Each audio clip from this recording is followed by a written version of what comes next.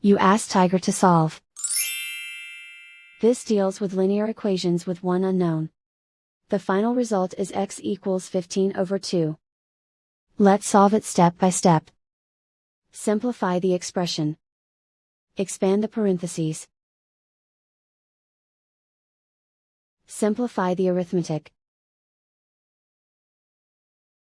Swap sides.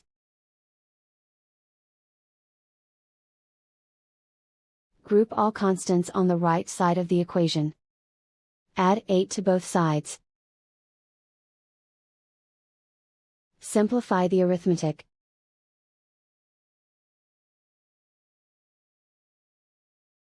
Isolate the x.